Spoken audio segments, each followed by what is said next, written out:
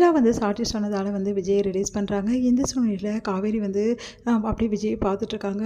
சீக்கிரமாகவே நீங்களும் நானும் பிரிய போகிறோம். இதுக்கப்புறம் உங்கள் வாழ்க்கையில் நான் இருக்கவே போகிறதில்ல. என்னை மன்னிச்சிடுங்க விஜய் அப்படின்னு சொல்லிட்டு மனசார மன்னிப்பு கேட்குறாங்க. மனசுக்குள்ளேயே இங்கே விஜய் ரொம்ப சந்தோஷமாக இருக்கார். காவேரி முதல்ல போய் பார்க்கணும்னு சொல்லிட்டு ஃபார்மாலிட்டிஸ்லாம் முடிச்சுட்டு வெளியே வராரு. பார்த்தா காவேரி இல்லை. அதிர்ச்சி அடைகிறாரு விஜய். எல்லார்கிட்டையும் கேட்குறாரு. காவேரி இப்போ தான்ப்பா போனா, ஏதோ முக்கியமான ஃபோன் வந்ததுன்னு கிளம்பிட்டா, உன்னை பத்திரமா இருக்க சொன்னா, வீட்டுக்கு கூட்டிகிட்டு போக சொன்னா அப்படின்னு சொல்லிட்டு தாத்தா பாடியெல்லாம் சொல்லிட்டு இருக்காங்க. இதை கேட்டு அப்செட் ஆகிறாரு விஜய். ஏன் காவேரி இப்படிலாம் பண்ணுறா, நான் வெளியே வந்தேன் முதல்ல காவேரி தானே பார்க்கணும் அப்படின்னு சொல்லிட்டு யோசிக்கிறாரு. இங்கே வந்து வெள்ளா வந்து என்ன பண்ணுறாங்க, விஜய் கிட்டே மன்னிப்பு கேட்குறாங்க. என்னை மன்னிச்சிடுங்க அப்படின்னு சொல்லிட்டு கேட்குறாங்க.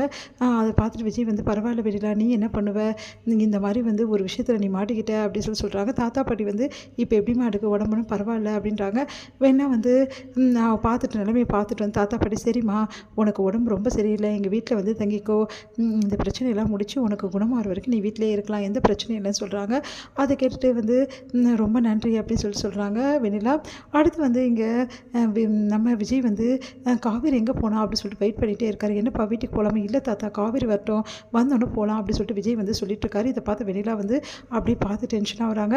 அடுத்து வந்து இல்லைப்பா வந்துடுவா, இங்கே தான் எங்கேயாவது போயிருப்பாப்பா அப்படின்னு சொன்னோன்னே சரி விஜய் ரொம்ப லேட் ஆகிடுச்சுப்பா, இதுக்கு மேலே எப்படி போக முடியும், வீட்டுக்கு கிளம்பிடலாம்ப்பா அப்படின்னோடனே எங்கள் குமரனும் நிவினும் வராங்க. காவேரி எங்கே அப்படின்னு சொல்லிட்டு அவங்ககிட்ட கேட்டோம். காவேரி எங்கே தானே இருந்தா அப்படின்னு சொல்லிட்டு அவங்களும் சொல்கிறாங்க. சரி நீங்கள் கவலைப்படாதீங்க விஜய், நீங்கள் வீட்டுக்கு போங்க, காவேரி அதுக்கப்புறம் வந்து உங்களை பாப்பா, காவேரி ஏதோ முக்கியமான வேலையாக தான் போயிருப்பா அப்படின்னு சொல்கிறாங்க. என்ன தான் முக்கியமான வேலையோ, புருஷன் ஜெயிலேருந்து வீட்டுக்கு வந்திருக்கான், அவனை வந்து பார்க்காம என்ன வேலை அவளுக்கு அப்படின்னு சொல்லிட்டு டென்ஷன் ஆகிறாங்க. அம்மா விடுமா, இந்நேரம் காவேரி இல்லைனா விஜய் வெளியே வந்திருக்க முடியுமா அப்படின்னு சொல்லிட்டு தாத்தா வந்து அவங்கள சமாதானப்படுத்துகிறாரு. இது என்ன பார்க்குற வெண்ணிலா அப்படியே வந்து பார்த்துட்டே இருக்காங்க என்ன நடக்குது அப்படின்னு சொல்லிட்டு. அடுத்து வந்து இங்கே என்ன பண்ணுறாங்க, விஜய் வந்து வீட்டுக்கு போகிறாரு. வீட்டுக்கு போகிற விஜய்க்கு வந்து பாட்டி வந்து இந்த மாதிரி ஆரத்தி எடுத்து உள்ளே கூப்பிட்டுக்கிறாங்க. அடுத்து சொல்கிறாங்க விஜய் என்னை ரொம்ப பயந்துட்டோம்ப்பா நாங்கள் அப்படின்னு சொல்லிட்டு 2 பேரும் கட்டி பிடிச்சிட்டு அழகிறாங்க. தாத்தாவும் பாட்டியும் நீங்கள் கவலைப்படாதீங்க எல்லாம் சரியாயிடும்னு சொல்லிட்டு விஜய் வந்து ஆறுதல் சொல்லிட்டு இருக்காரு.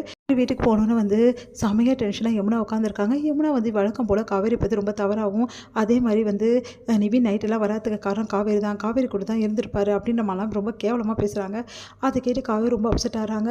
அடுத்து வந்து அவங்க அக்கா வந்து அவங்கள சமாதானப்படுத்துகிறாங்க. வீட்டு அவளை பற்றி தான் தெரியும்ல, அவளுக்கு வந்து என்ன பிடிச்சி போச்சுன்னே தெரியல, இந்த மாதிரி பண்ணிகிட்டு இருக்கா அப்படின்னு சொல்லிட்டு டென்ஷனாக வராங்க.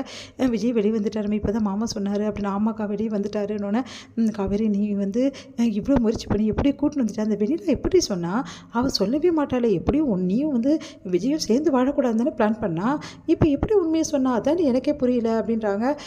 இல்லைக்கா அவளுக்கும் மனசாட்சி இருக்குல்ல அதான்க்கா சொல்லியிருக்கா அப்படின்னா. என்ன மனசாட்சியோ, அவளுக்கெல்லாம் மனசாட்சி இருக்குன்னு நம்பவே முடியலடி, அவள் உன்னை எப்படியாவது விஜய் வாழ்க்கையில் துரத்தி விடுன்னு தானே பார்த்துட்டு இருந்தா, அவளுக்கெல்லாம் மனசாட்சி வந்து சொல்லுவான்னு எனக்கு நம்பிக்கை இல்லடி அப்படின்னு சொல்லிட்டு சொல்கிறாங்க நம்ம வந்து கங்கா. அடுத்து வந்து காவேரி யோசிச்சுட்டே இருக்காங்க.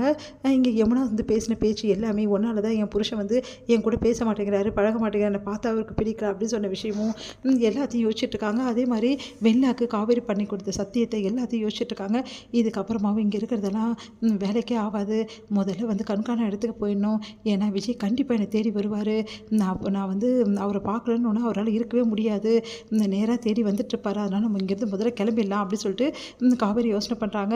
உடனே காவேரி வந்து என்னடி அப்படின்னு சொல்லிட்டு அவங்க அக்கா கேட்குறாங்க. ஒன்றும் இல்லைக்கா அப்படின்னு சொல்லிட்டு அப்படியே வந்து நான் ரெஸ்ட் எடுக்கணும்க்கா அப்படின்னு சொல்லிட்டு போயிட்டு படுக்கிற மாதிரி இருந்துட்டு எல்லா துணியும் அவங்க பேக்கில் எடுத்து வச்சுக்கிறாங்க.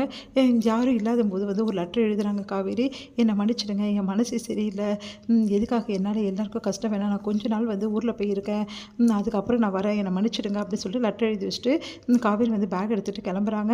இங்கே வந்து யாரும் தெரியாத மாதிரி காவேரி வெளியே ஓடி போயிடுறாங்க. இங்கே என்ன பண்ணுறாரு, விஜய் ரொம்ப டென்ஷனாக இருக்காரு. காவேரி எங்கே தான் போனா, ஏன் காவேரி என்னை பார்க்க வரல அப்படின்னு சொல்லிட்டு ஃபோன் பண்ணி பார்க்குறாரு. பார்த்தா காவேரிக்கு ஃபோனே எடுக்கல, அதனால அதிர்ச்சி அடைகிறாரு. அடுத்து வந்து எங்கே போனால் தெரியல, ஒரு வீட்டில் இருப்பாளா காவேரி அப்படின்னு சொல்லிட்டு வீட்டுக்கு கிளம்பலாம் அப்படின்னு சொல்லிட்டு கிளம்பிட்டு இருக்காரு. அப்போ வெண்ணிலா வராங்க.